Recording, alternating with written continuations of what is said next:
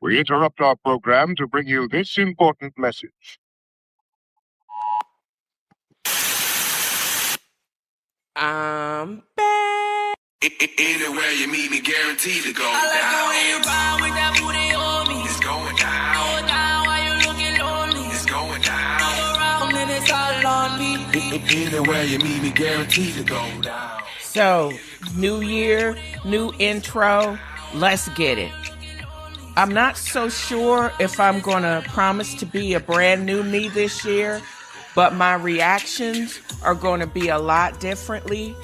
I'm not going to be doing the most. I'm not going to be doing above and beyond, and I'm going to stay in my lane.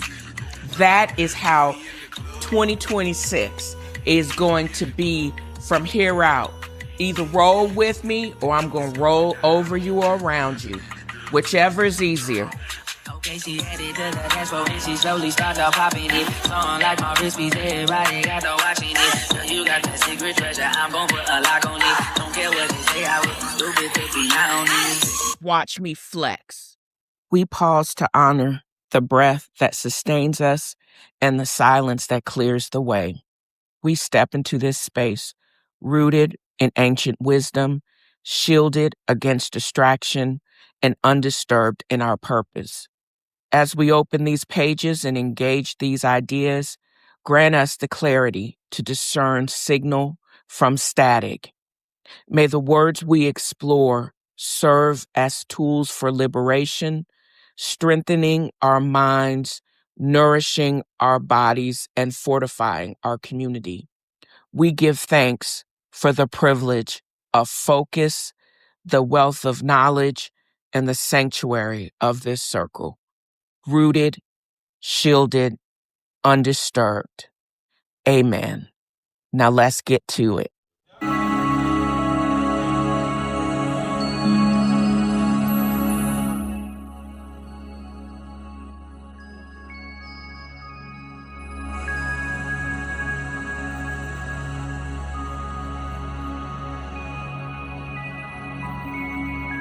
The reset.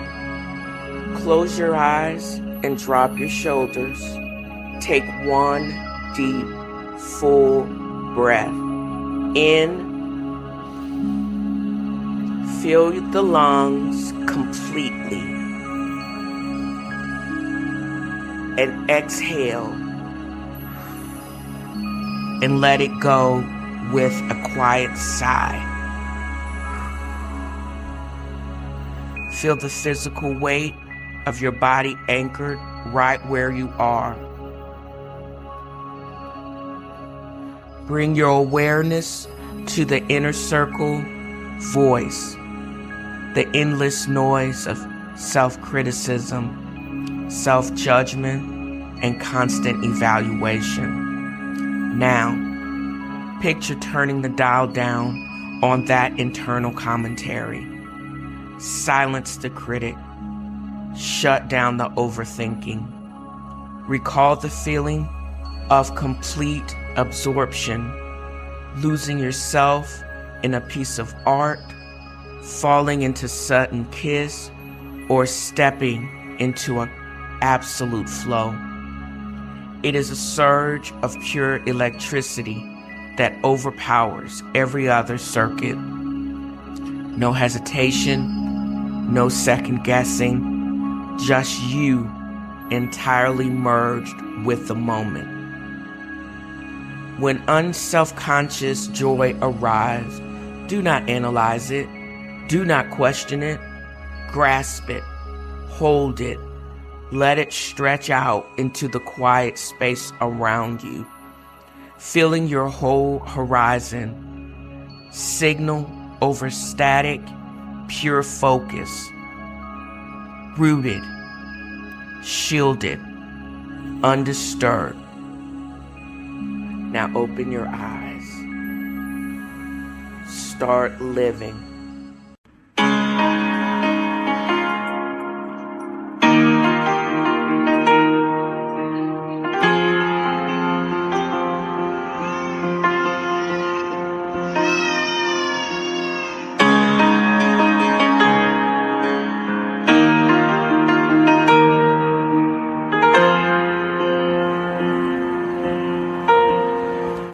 When maintained as a discipline, AfroDruid's art ethos is a lifestyle praxis rather than some occult belief system. Don't get confused by the Druids. That's just my take or our take on natural occurrences and a way of thinking. There's nothing to see over here. So don't get confused by the hype, because all alternate explanations are not witchcraft. And we got to look into what the Bible actually does say about witchcraft. And I'm referencing, one of the references is Deuteronomy 18:10-12. There shall not be found among you anyone that burns their children as offering. I ain't nobody trying to do any of that. Anyone who practices divination or tells fortunes or interprets omens or sorcery or a charmer or a medium or a necromancer or one who inquires of the dead, for whoever does these things is an abomination to the Lord. There's divination, there's sorcery, there's spiritism, contacting the ancestors, because evidently even Satan masqueraded as a good spirit to get back at somebody. But I wanted to make sure that people understood, or even I understood, what distinguishes the AfroDruid ethos itself from witchcraft. Because this system does operate as a very secular and philosophical framework and discipline. We ain't trying to do no occult mess and voodoo or anything over here. The anti-inflammatory protocol versus potions. My morning clarity routine of lemon water, ginger, rosemary, and bagels, basil, relies on biological and nutritional principles that have been found to reduce inflammation. It ain't some magical incantation that I'm sprinkling over my stove first thing in the morning, or my Ninja hot water that I'm getting from the Ninja thing. I talk about resetting and I talk about stillness, not some trance invocations. I'm not poking no pins and no voodoo dolls. The 1-minute breathing exercise that I started this episode with, and then the 10 minutes of silence, also function as a physiologic nervous system regulation.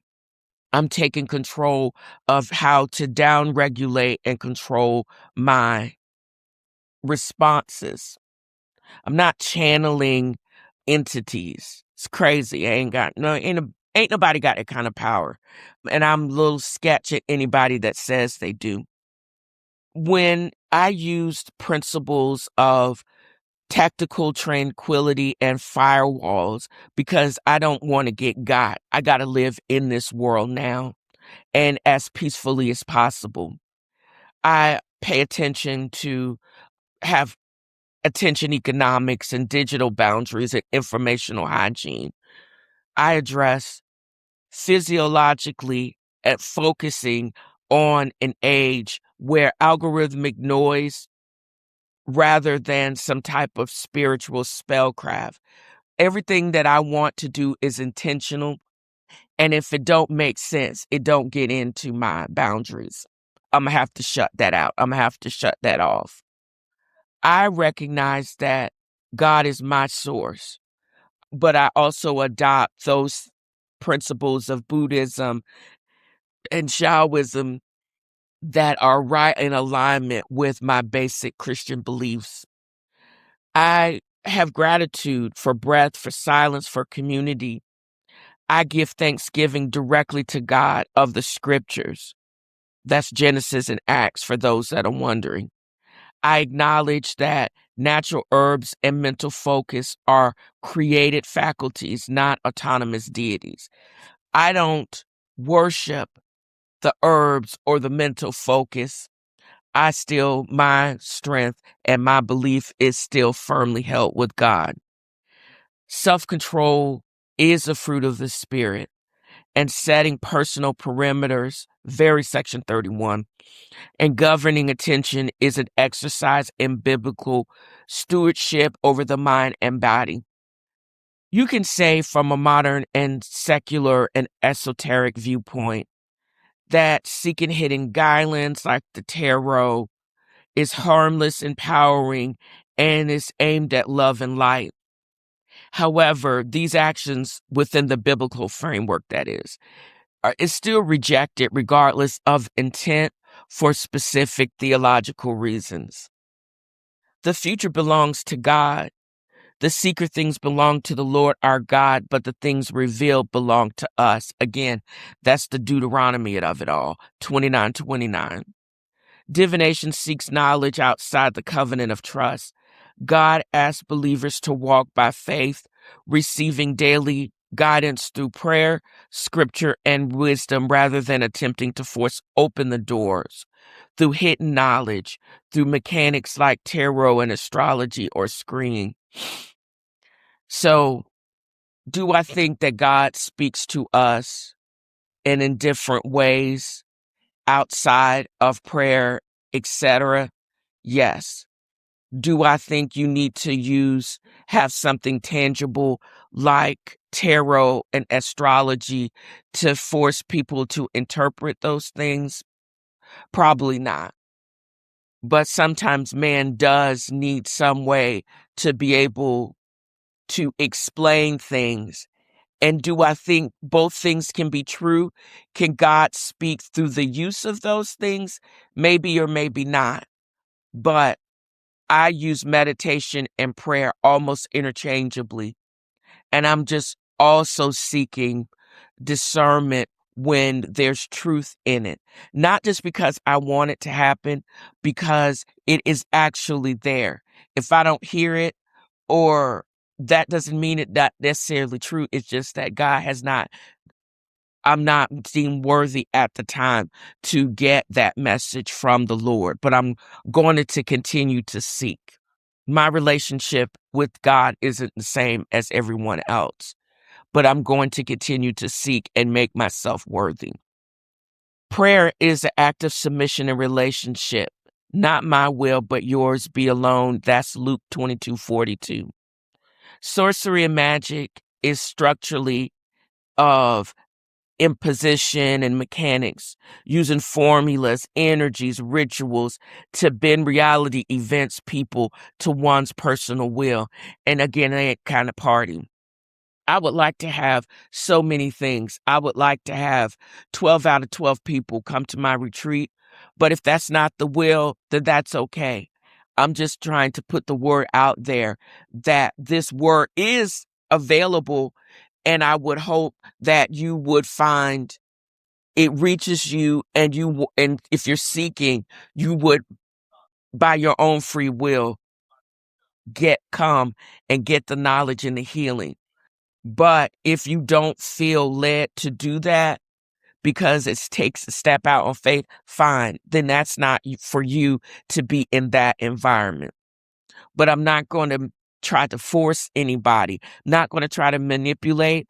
I'm just basically presenting the facts.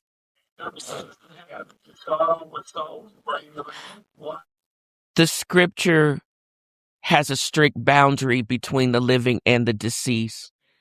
Satan disguised himself as the angel of the light. That's 2 Corinthians.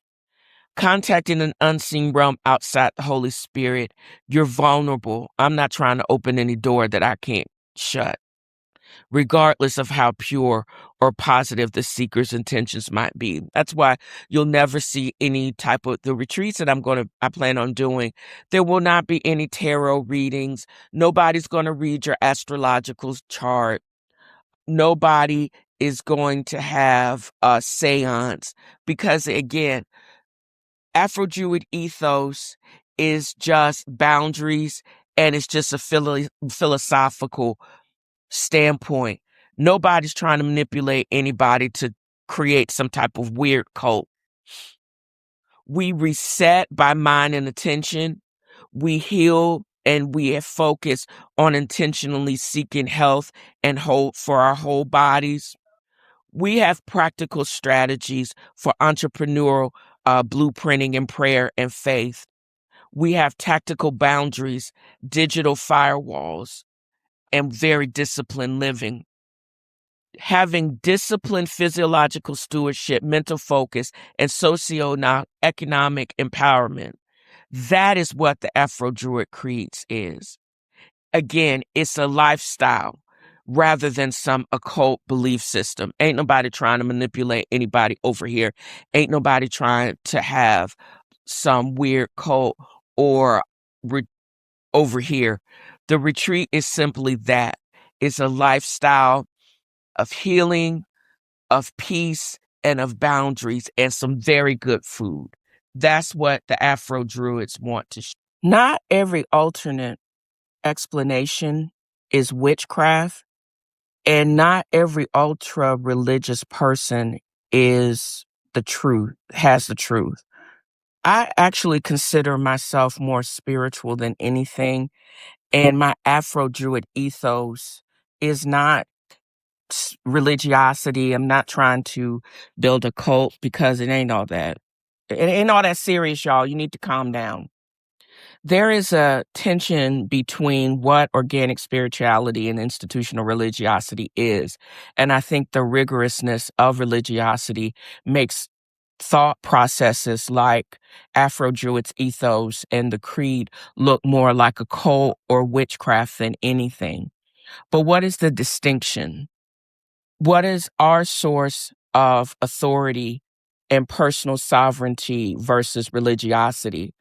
First, religiosity, the authority is a top-down and outsourced to institution. They say they are of God, but a lot of what the structure of the conventional religions are very hierarchical, and they have some rigid dogma. You have to adhere to an approved script. When we, as Afro-Druids, write our own, we recognize personal sovereignty. You take direct responsibility for what protects you, your focus, your physical state, without waiting for external permission. In religiosity, it often relies on some type of punitive framing, some type of moral performance driven by the fear of punishment and condemnation or exclusion. But when you're Afro-Druid spiritual, you basically are rooted in peace, gratitude, and tactical tranquility. Discipline is not a punishment to appease an external judge, because you can kick rocks. It is a shield to protect your inner clarity and well-being. In religiosity, rituals are often performative or doctrinal obligations designed to prove belonging or righteousness. I don't need to shout or speak in tongues to know that I am a believer. I don't have to show that to basically affirm my belief system. In spirituality or Afro-Druid praxis, you basically is functional and it's biologically grounded. My internal flush, my morning clarity, and the stillness exist because they downregulate stress. They clear physical inflammation, and my mind is more sharpened. I create all of this with the help of AI. Thank you, Jarvis and Gemini. And I deliver a measurable quality of life. Religiosity often creates an in-group versus an out-group, truly viewing the outside world as fallen, evil, and inherently hostile. You on 20, you don't even realize you always on 20. But with intentional spiritualism, which emphasizes social regeneration and radical reciprocity, it honors connection. It acknowledges that we exist in harmony with natural biology and collective community with purposeful technology. Escapism or just practical liberation. And highly religious people, they frequently focus on deferring peace or reward to an afterlife or when they get some fictional house. They tolerate poor earthly conditions in the meantime. And it's not all that serious. And you can actually change your environment in the now instead of waiting on what if will come. Because when you are really grounded with the AfroDruid or a true spiritualism, it demands practical liberation now, being in the moment. You build sovereign finance, you establish firewalls of attention, and you master the tools of innovation to live free and undisturbed today. Rigid religiosity conforms to doctrine, where a spiritual ethos like AfroDruids, you master yourself and you align your inner peace. We protect the perimeter, integrity, and signal over static firewalls. I'm not going to sit in judgment over the world and condemn it. I'm going to figure out how I can make it better for everybody. We're not subservient to institutional structures. We, as Afro-Druids, are rooted, shielded, and undisturbed. Butterfly in the sky, I can go twice as high. So take a look, it's in a book, a reading rainbow. I can go anywhere. Where's to know and where's to grow a temporal rainbow. I can be anything. So take a look, it's in a book, a temporal rainbow. A temporal rainbow. A temporal rainbow. So I have decided to supplement my reading. I am right in the middle of reading B.B. Moore Campbell's singing in the comeback choir, as well as I've been introduced to Mostly Harmless in The Hitchhiker's Guide to the Galaxy, or as it's more correctly titled, they called him Mostly Harmless. So, by the same author as Hitchhiker's Guide.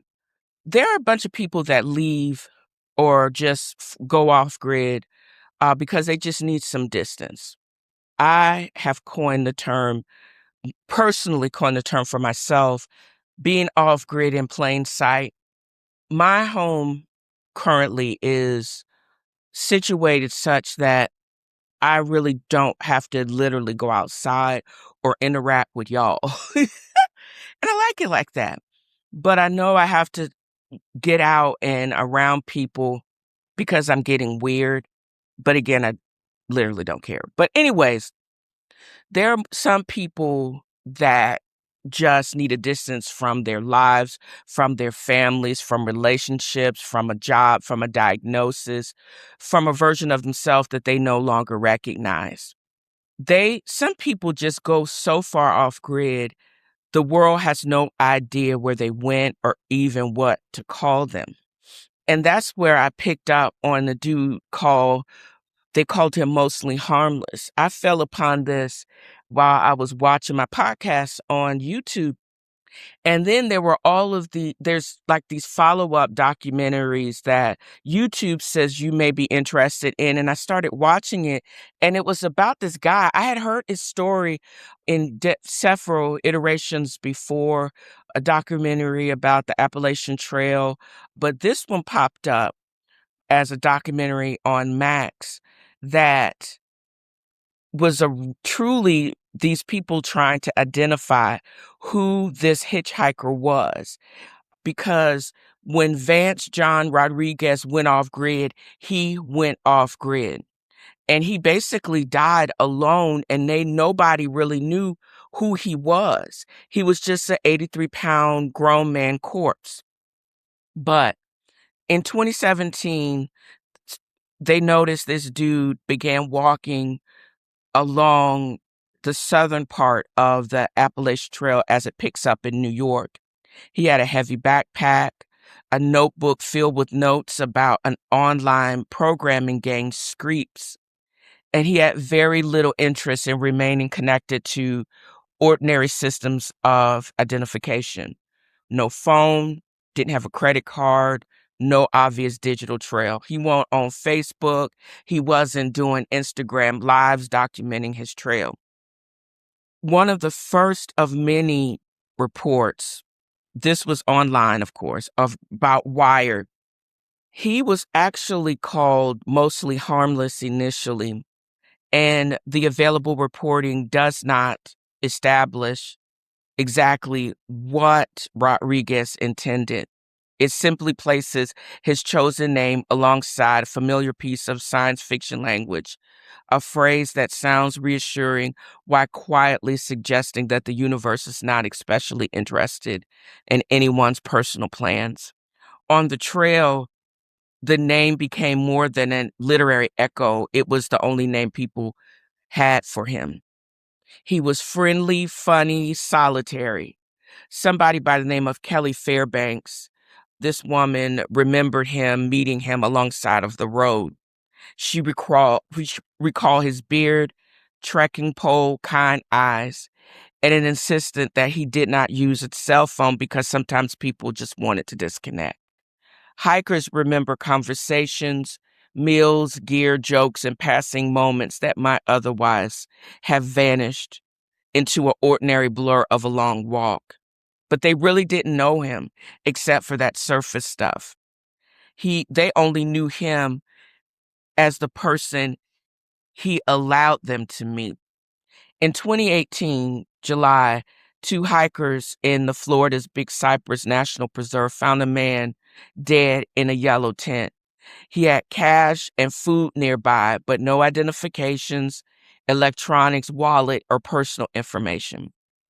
Collier County Sheriff's Office described the challenge they faced because there was no immediate way to connect the unidentified man to a missing persons report, a law enforcement database, or a family waiting for news. The cause of death remained undetermined. There was no simple explanation. He became John Doe.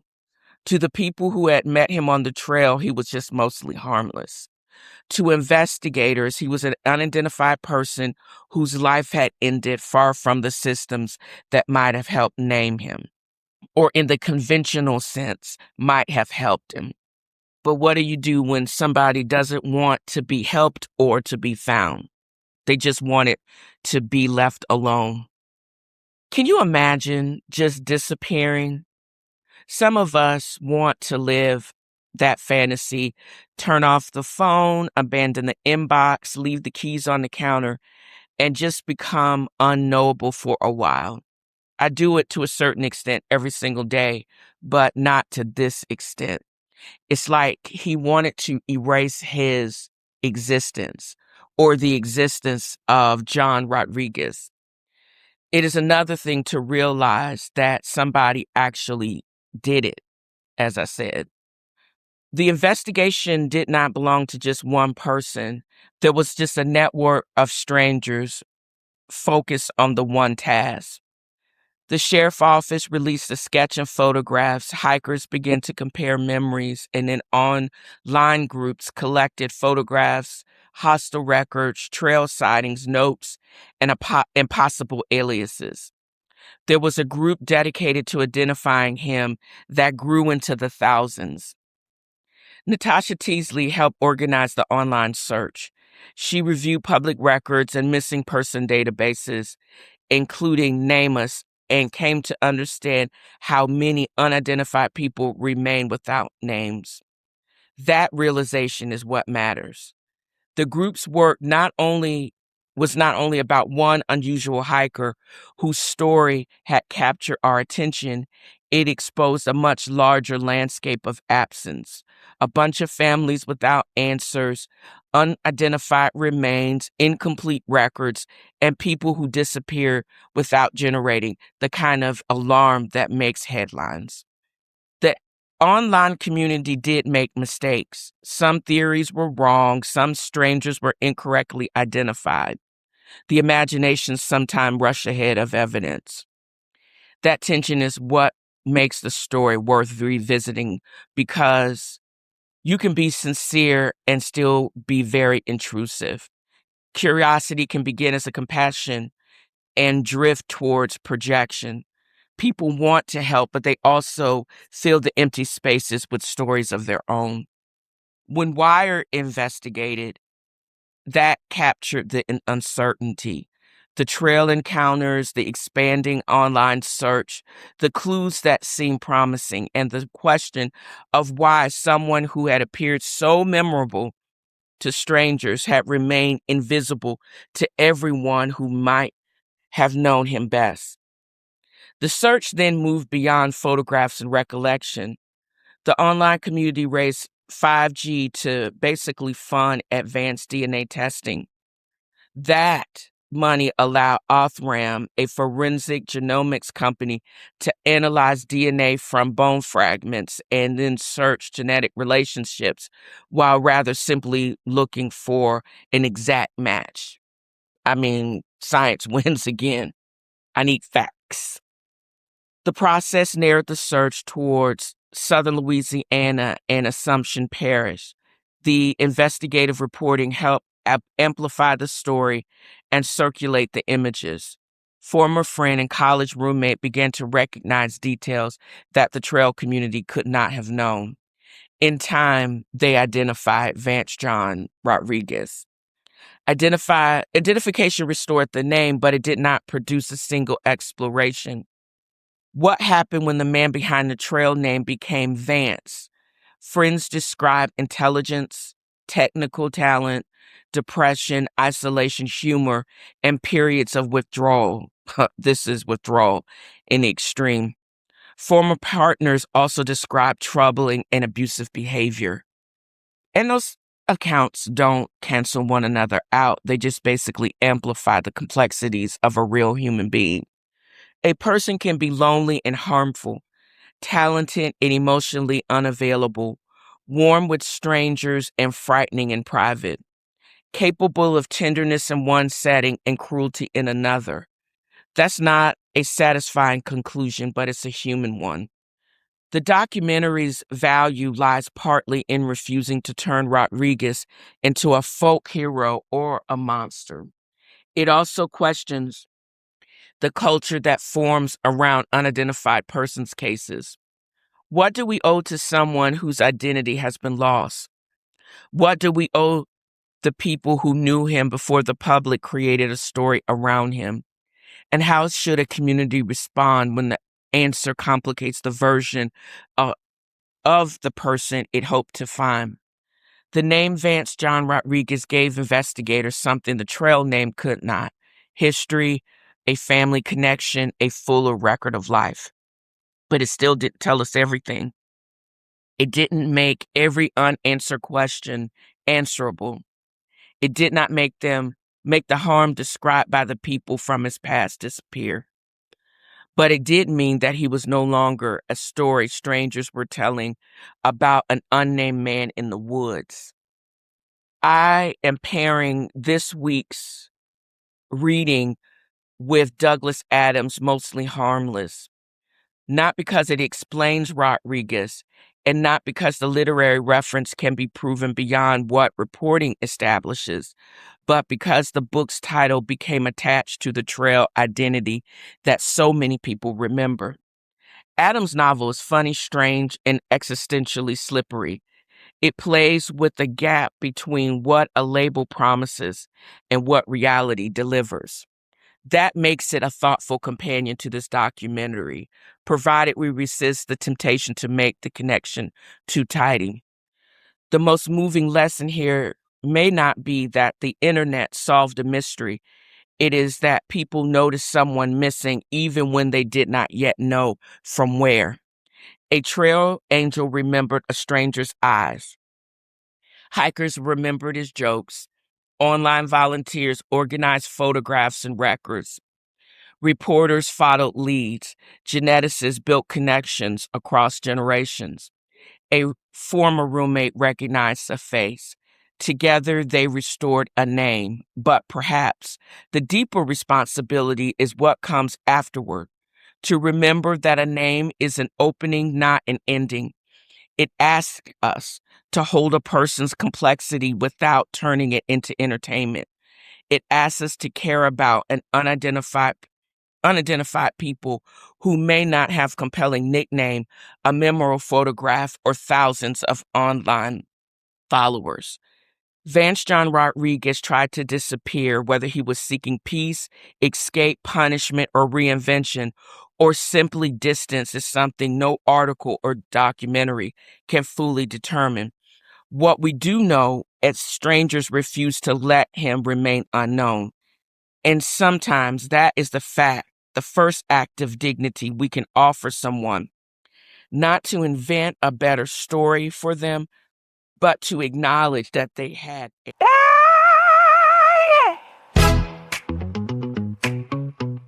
Oh, yeah. Oh,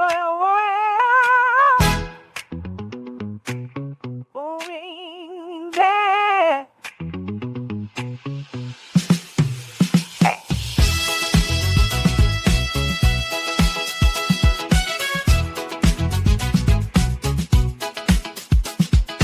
Count my blessings, hand on my heart. Fire lift up, we light up the dark. Oh, the joy and peace, I see them true. Positivity set me free. Yes, I do.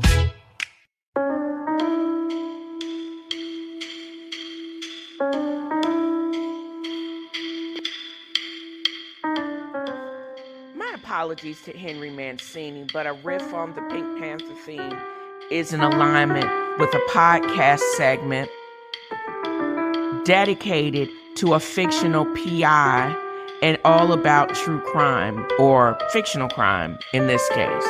Don't you think?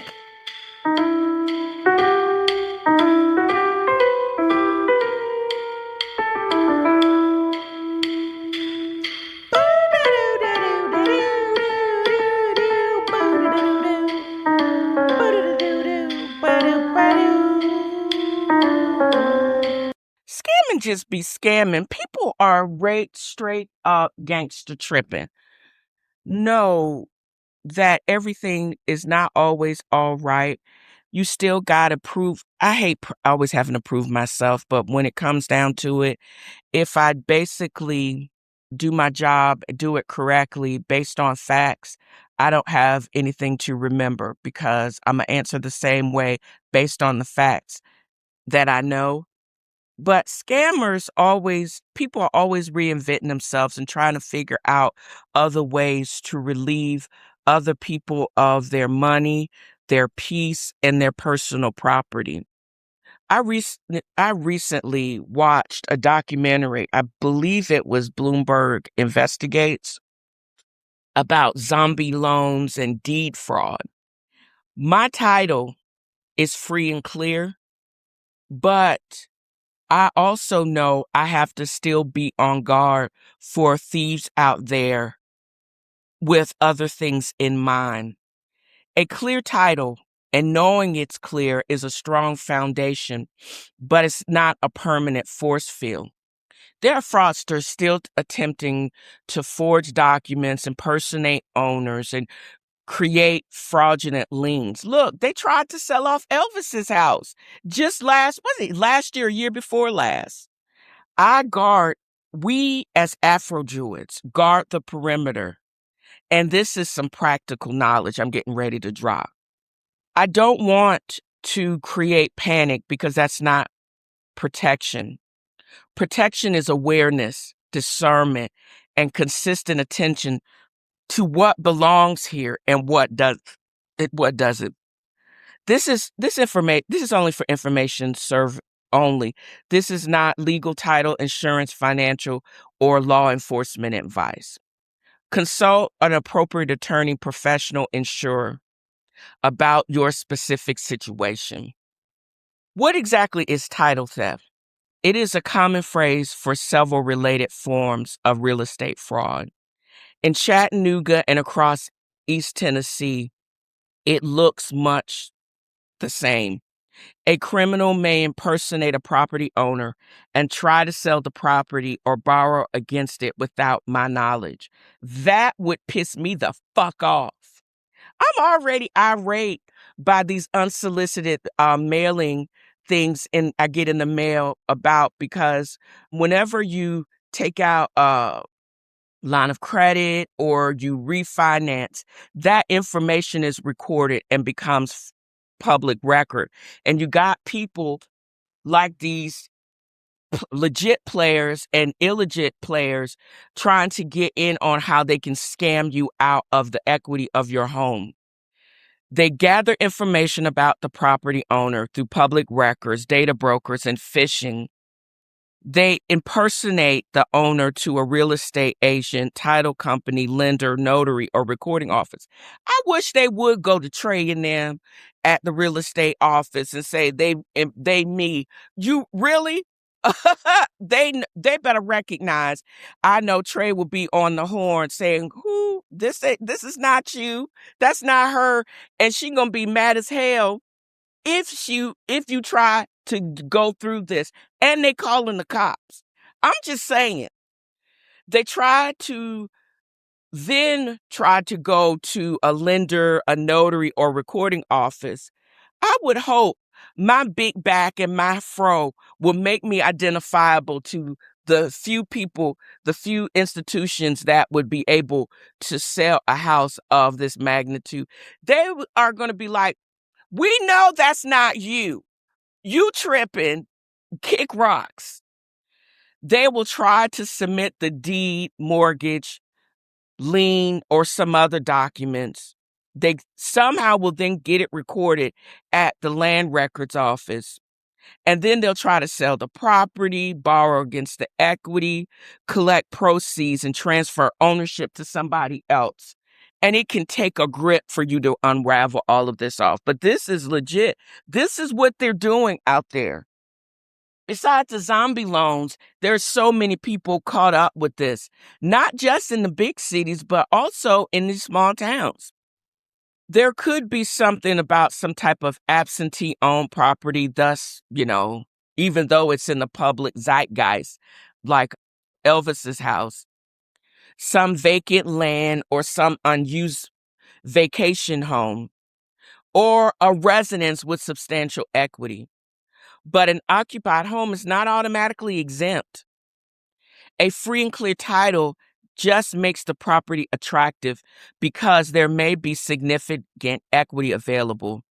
Criminals may attempt to create the appearance of a debt through a fraudulent mortgage or lien, and even though the homeowner never borrowed the money. You may think the county clerk or recorder carefully verifies every document before it becomes part of the public record. That is not always how the system works. These offices generally review documents for required formatting, fees, signature, notarization, and other filing requirements. They may not independently verify that the person signing the document is truly the property owner or that the underlying transaction is legitimate. In other words, a document can appear legally formatted and still be fraudulent. That is why when you receive notification about a new deed, mortgage, lien, or satisfaction or other filing matters, the notice may be your earliest opportunity to investigate. The official county Register of Deeds property alert system is the more relevant perimeter tool. It is opt-in and forward-looking, non-retroactive. It can alert you to newly, and I didn't know about that. That's good to know. To newly indexed activity associated with the name you enter, but it's not a title search, not a substitute for reviewing the actual public record, and not a legal guarantee that every fraudulent filing will be caught. Still is something useful to use. Set up your notification criteria and keep your email account secure, and read every notice carefully. If something don't look right, don't click on the link in the message and don't call the number supplied by an unexpected notice. You got to be careful. again, I say this all the time. Ultimately, the security of your accounts are up to you individually. And you let in unforeseen and malevolent forces without your knowledge. But you got to be smarter. There's also when somebody is trying to impersonate you, when the criminal pretends to be a legitimate owner in a real estate transaction. They use stolen personal information, forged identification, and altered documents, and even a legitimate notary credentials without the notary's knowledge. There's the American Land Title Association, and they have been tracking serious fraud with titles and settlements. They target vacant land or properties owned by people who live elsewhere because the true owner may not visit often enough or receive local mail. This is different from the simple online listing scam. When you impersonate a seller, the criminal may attempt to manipulate the actual legal transaction and public record, not merely advertise a property they don't own. Property fraud does not always begin with an attempted sale. Actually, I think I saw this with type of real estate fraud in California where people were advertising these apartments and they weren't even the owner of the apartment. And people moved sometime across country to apartments that they weren't rented, that the person had no right to lease. And they stuck like Chuck. A criminal may try to record a fraudulent mortgage, second mortgage, or home equity judgment or some other type of lien on the property. If the document appears to be valid, it can cloud the title and create costly dispute. The homeowner may discover the problem only after receiving a foreclosure notice, a demand for payment, or an unexpected title search result. Mortgage fraud involves false applications, stolen identities, and fake income documents or unauthorized loans secured by the property. Wire fraud is another threat, especially during a purchase, refinance, or sale. The FBI's 2025 Internet Crime Report recorded over 12,368 real estate complaints and $275 million in reported losses just during 2025. These figures represent the FBI's real estate category, not deed theft alone. Down in Scam in Miami, remember Spin That-ish, the figure is 58,141 victims with $1.3 billion in losses from 2019 through 2023. That figure should not that's not deed theft, y'all. That's all of it compiled, which is crazy. The zombie loan is related, but it's technically not the same thing. Technically is legal, ethically is down. It's just crazy. These loans generally are old, dormant, or forgotten mortgage debt. There usually are a second mortgage or a home equity line of credit that resurfaces when a creditor or a deed buyer attempts to collect, enforce the lien, or pursue foreclosure. And it's big business. It's not the same as deed fraud because deed or title fraud involves unauthorized transfer, forged documents, impersonation. The zombie loans involves a pre-existing debt or lien that may have been dormant, poorly documented, or transferred, or misunderstood. The fraudulent mortgage or lien recording involves someone creating or recording an authorized claim against the property. Wire fraud involves redirecting money during transaction, even when the underlying property ownership is legitimate. The categories can overlap in complicated title dispute, but they require differing investigative or legal responses. But they are just as costly and just as mentally traumatic.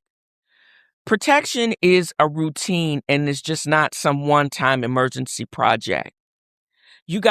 I would enroll and I should enroll in the Hamilton County Register of Deeds Property Alert System and review my records through the Hamilton County Register of the Deeds. The alert system is helpful. It's opt-in, non-retroactive, and it's not a title search or legal guarantee. You got to review your property records periodically, because if you own vacant land or you inherited property or a home you did not occupy full-time, protect your accounts. Use multi-factor authentication, banking, and even cloud storage. If you receive a suspicious filing notice, call the Hamilton County Register of Deeds using contact information from the official website. That number is 423-209-6560. And for the cheap seats, that number is 423-209-6560. Again, save all the copies of the notices and document details. Record the date, document type, book and page number, instrument number, and any contact information. Review the owner's title policy. Some have to purchase lender's title insurance at closing. That policy protects the lender, not necessarily us. If you purchase that title insurance policy, review it. Ask a licensed title or insurance professional whether your policy includes protection for forgery, impersonation, or fraudulent transfers. Report it quickly to your county recording office, title insurer, or title professional, and lender if applicable. Local law enforcement or an attorney who handles real estate or title matters. If money was wired, contact the sending bank immediately and ask about a recall or fraud response procedures. This is a lot of stuff, y'all, but you got to, because these scammers just be scamming. The goal is not turn your home into a bunker or spend every morning expecting a new crisis. The goal is to make unauthorized activity harder to miss. A paid-off house represents years of work, sacrifice, and stability. Protecting it means knowing where your records are live, understanding what your insurance actually covers, and securing the accounts connected to your identity and paying attention when something changes. That is the perimeter, not paranoia, but presence. Check out for more detailed writings on my Dale's Angels Inc. blog and on the Afro-Jewish perspective on the main webpage. Let's calibrate the frequency on this one.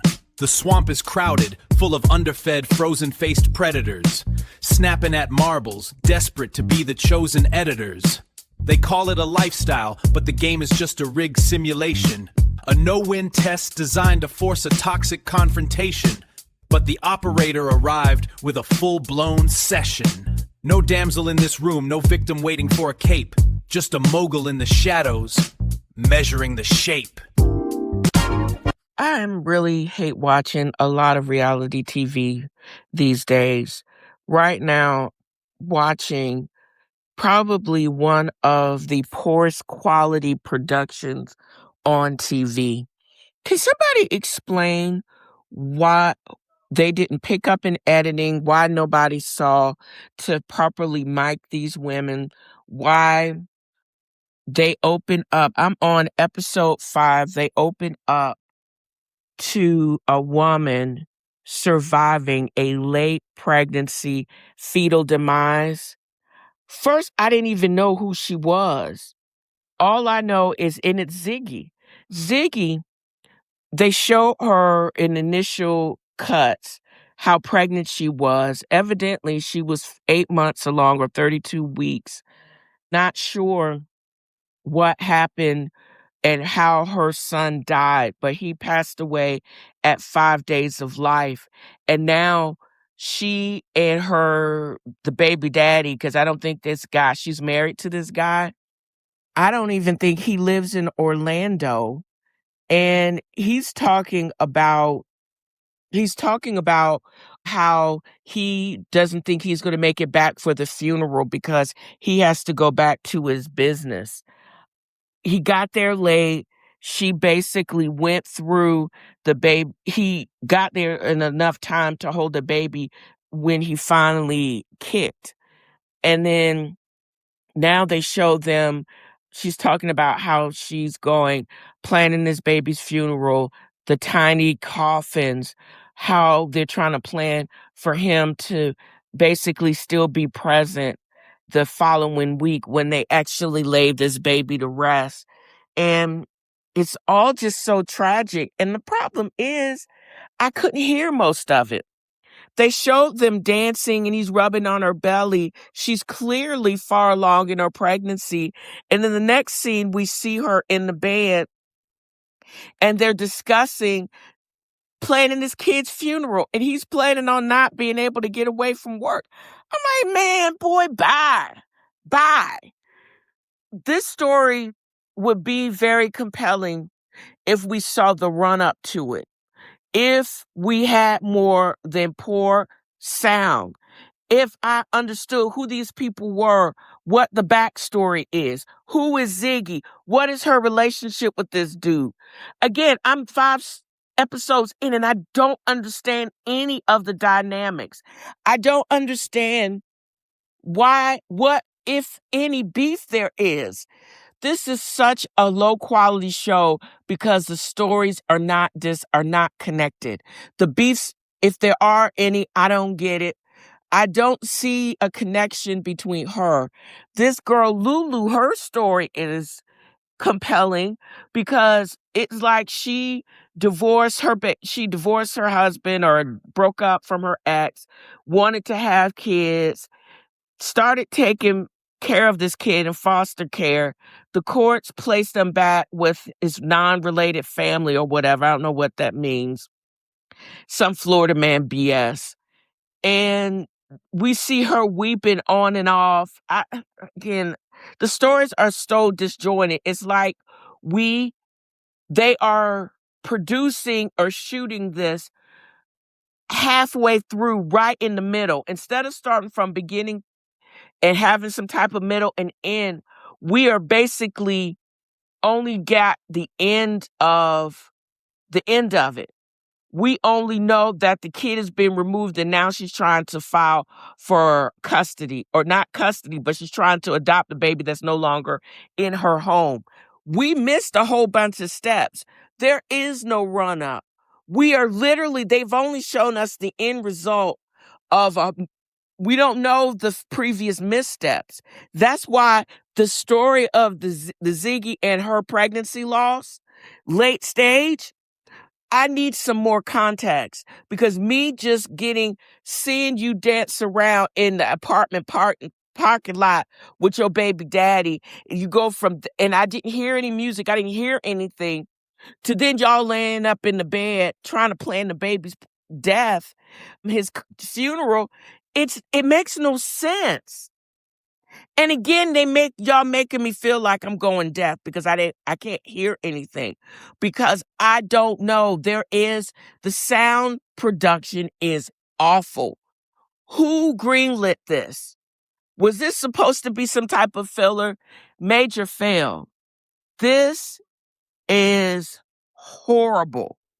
So that is me starting at the end, because they've released already 5 episodes. I'm already fussing, but I have more commentary on others because these people tripping. I'm so sorry. I just found out that Ziggy baby, actually, she found out early on that the baby had trisomy 18. It is not 2 copies of the 18th chromosome. He had 3. And he also had a congenital heart defect, and his chances of survival was less than 5%. That's why she actually had all those problems. And even though her pregnancy looked like it was progressing, it was always a possibility that she miscarried and he was never going to be normal. And he also had a low chance of survival outside of the womb. And as someone that has taken care of those types of infant, and I actually had to pronounce an infant with that type of defect, dead when I was actually in practice. Now I get it. So even though I could hardly hear it, that story, it's a lot. And she's brave for putting that out there like that. She and Lulu, and with her desire of also having a child and helping her mourn. And now they're at this baby's funeral. And he just looks like he's asleep. I get it. Oh, this is a lot, but it's real. I get it. I do get it. I can't even, I have like no comment on the Real Housewives of OC. I've just come to the conclusion that it is unwatchable. It's boring, and it was a waste to bring back clueless, horse-face Vicky Gulverson. They basically bullied Tamra Judge into treading lightly around Shannon and her mess and her tripping over herself to produce a moment with no storyline. And you can't talk about the obvious because she's going to act even worse than the horrible person that she has a reputation of being. It's rich that she blamed and went off on Tamra because what Tamra said wasn't not true. Was it kind of mean? Sure. But why don't you have a thicker skin? Why don't you just admit that the reason why it stung you because it's absolutely true? You came in after Tamra. You still on the struggle bus. You still renting. You're not married, hardly dating. And all of your kids are away. And because of your drinking, if you didn't have this job, you wouldn't be able to go and be with them. You can be delusional all you want to, but Tamra Judge doesn't have a mugshot. But what she is on a show that she has carried on her back and carried from the brink of extinction. Because if she hadn't come back, they would have canceled y'all, and y'all wouldn't have gotten to the 20th season to give us nothing except for excuses. Why don't we just start there? Why don't we stop having talent give production ultimatums when they're not producers? How about that? How about you do your job? How about you clock in instead of giving us excuses? Why are you whining about the obvious? Why are you whining that she is not going to call you on your BS and not let you just run amok? Because that is a show doesn't make. You don't get to catch a check and do nothing. It would be different if we saw growth. We ain't seeing no growth. All we're seeing is excuses. And the ratings show it. No, the ratings aren't as bad as The Valley from what I understand. But I know I'm not watching the mess no more. If Carlos King and Bubba Lip Bellino can't make this show interesting or wanting me to watch it again because I missed something, there's no need for me to watch it. All it's basically showing me is there's going to probably need to be a major shakeup if Tamra doesn't wake up. And that's for real. And that's the same thing I feel about The Valley. I have never seen such boring reality TV as watching a 2-part reunion. And I don't even think they required the 2-part. They could have condensed it into maybe 1.5 because I'm tired of them yelling about the same crap. I'm tired of them and the underfed. What is her girl? I can't even remember the girl's name. I don't care if Jesse treats his ex-wife mean. That's his ex-wife. I don't care if Kristen had severe postpartum depression, and she ain't marrying the guy with the beard, the Opie guy with the beard. I don't care if the actor is always acting and he drinks too much and he acts poorly. And still, he's not the crass douchebag that Jax was. But at some point, the show is not entertaining, not fun, in the words of Kyle from Summer House. They point to them, not fun. Point to Stassi's house, the house of Stassi's, kind of fun, even though I think she needs to answer for a whole bunch of stuff because I didn't know she said that racist shit about Black Lives Matter. And Kristen Doty has never answered for that crap either. So with that said, I don't even think they're coming back because the ratings are so low and so horrible. They're talking about bringing douchebag, drunk ass, crackhead ass Jax back to breathe some type of life into the show. Lala and Schwartz couldn't even breathe life into this show.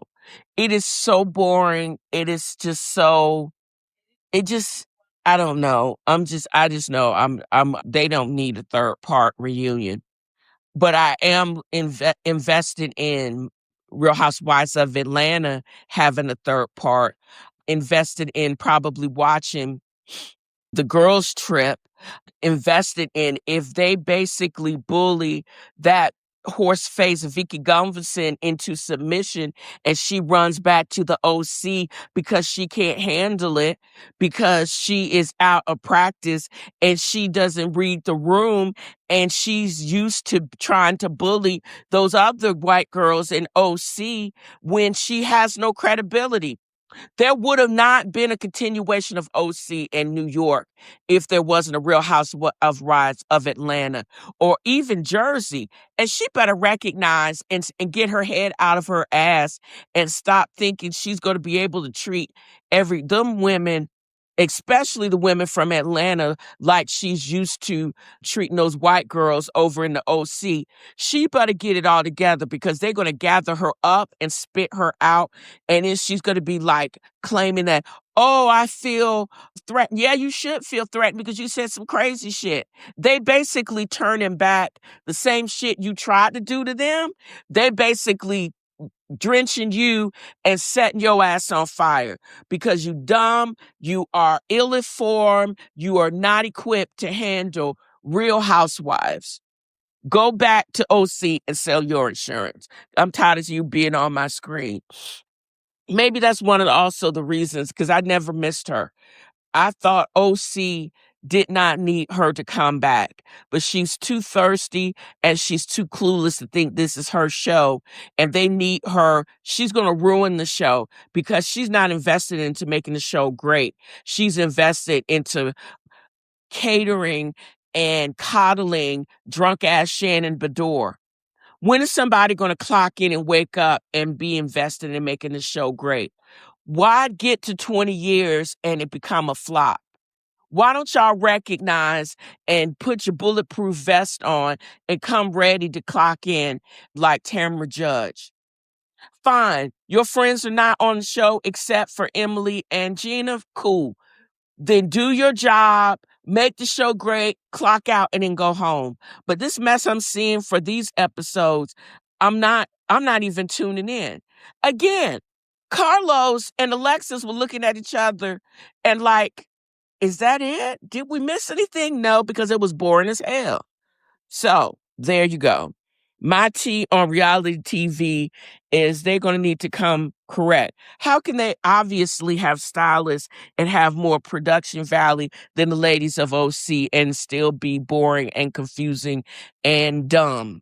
I don't know, but I know I'm not going to waste my time watching it. I would take my Tylenol, sleep, and go to sleep. I need to go to bed anyways. I need to concentrate on what's going to make my retreat coming up in October even better than anything I could ever imagine. Making people comfortable, being in the moment, not wasting my time on trash TV, because this, what I've seen over the past week, has been trash. Makes me want to basically start my own YouTube show because what that mess is dumb.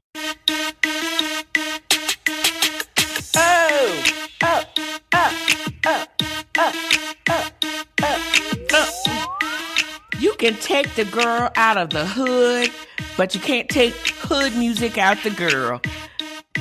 But I'm going to end this with a word, just as I started this podcast. Do or do not do. There is no try. And that's a word from Yoda. I hope I have conveyed just how much fun I have had in creating this podcast. I've got my mojo back. Just set your intention or reset your intention. It could be daily if necessary. Mine is peace. No mental dumping over here. If I'm acting like I'm not listening, I'm probably not. I'm not your therapist. I'm not a therapist. Keep the crazy to yourself, child. You do you and leave me be. The sooner you figure that ish out, the happier you will be. So this is what I want to convey in this podcast. And that wraps another of FAFFO has a fro. Join me next time as I throw shade and point out the shade and simply have fun. Y'all have a great new year.